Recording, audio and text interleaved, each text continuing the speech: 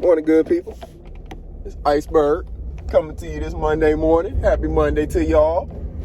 Hopefully everyone had a great weekend. Hopefully it was productive. Hopefully everyone got something done for themselves, for their family. I know it was a weekend filled with football for most people. Some interesting games, interesting weekend of football. Saturday games, you got a lot of upsets, a lot of teams that I don't know how they really have these teams ranked after only seeing them for, 2 weeks. But anyways, a lot of teams that are ranked and traditionally ranked, stuff like that, they got beat because they're not actually as good as these people rank them to be without even knowing what in the world they got going on. It's like almost impossible to pre-rank college teams because you got a whole new team every year. Every year you have people leaving, new people coming in, and you almost don't really keep a core, in college football. So it's hard to really rank any of those teams before the season. They always put the same teams up there at the top: Alabama, Notre Dame, Georgia, stuff like that, where you see good old Notre Dame lost to my boys Marshall. My brother used to go to Marshall. He played football at Marshall back in the day. Salute to Marshall, Thunder and Herd, knocking off Notre Dame, the always overhyped Notre Dame. I don't think Notre Dame has really been anything. I think Notre Dame's been something maybe one time in my lifetime, maybe twice. But most of their stuff go back to the freaking 1920s or whatever. Most of us haven't seen Notre Dame sustain any kind of dominance in football. It's just an old name. Anyways, they're overhyped behinds. Got beat by Marshall at Notre Dame at that.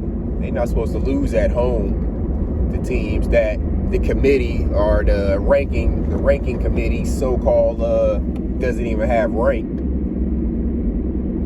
Well, you got to watch out for who you allow to determine things, rankings or categorizing people, stuff like that. You got to be careful who you allow to do that in your life. You should be making those decisions for yourself based off of your own knowledge and experiences with people, with, organizations, whatever the case may be. That's how we get into a lot of the issues we have with politics. A lot of people are just one party or the other. They're either Democrat or they're Republican. And it's only because that's the way that their family has been voting for however many years. It gets passed down. Doesn't make any sense though, because you're supposed to be voting based on how that candidate and that candidate's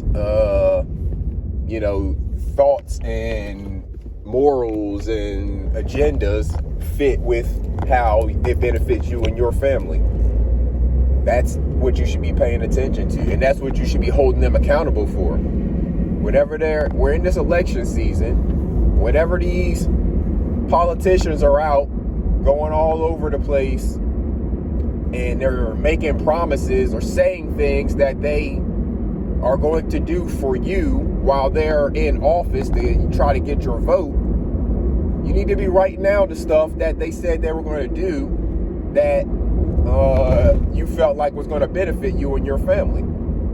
And when they get in office, if they don't do those things, you got to hold them accountable for that. And they don't get your vote again. You don't keep voting for them just because you recognize their name. Got deer out here. It's that time of year too.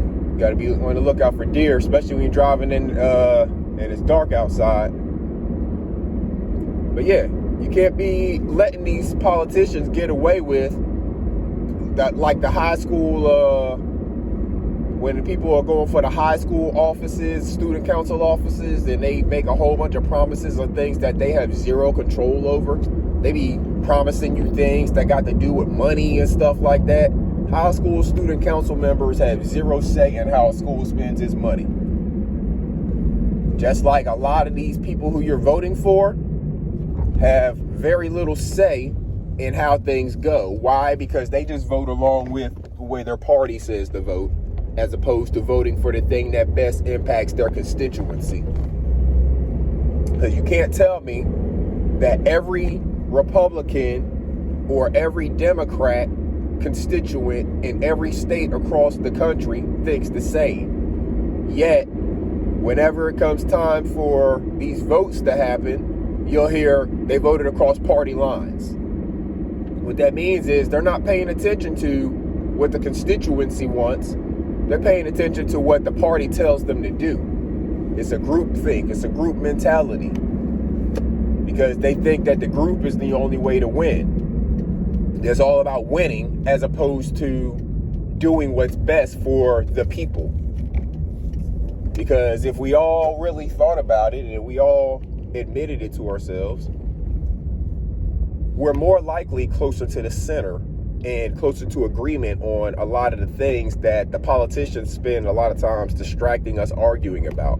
A lot of us, whether you're leaning more to the right or leaning more to the left, a lot of the issues that the politicians spend time talking about, most of us are closer to the center on those issues. We're closer to agreement. We're closer to not caring what another person does and not wanting to have any kind of restriction over what another person does and actually just wanting to live our own lives. That's where most of us are. But the time and attention with the politicians, media, and whatever else gets focused on the few people on one side or the other who are doing the loudest yelling.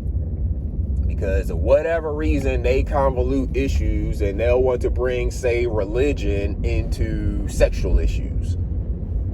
Or just bringing, it's stuff like that. You know, they'll bring one issue into a totally different issue as opposed to just focusing on the one issue at hand.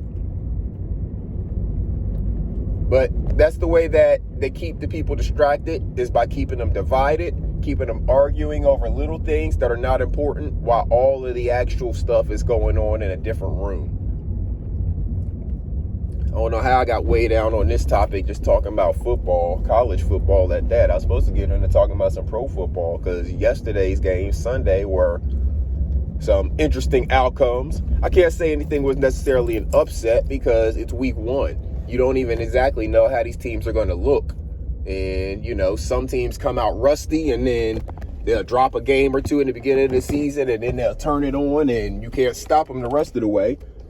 That's the way that the NFL season works. It's kind of streaky.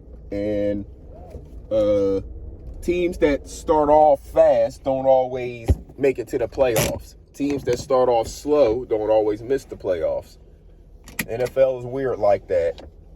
A lot of things happen in pro football, NFL football. You see that one change to the team makes a huge difference in some cases.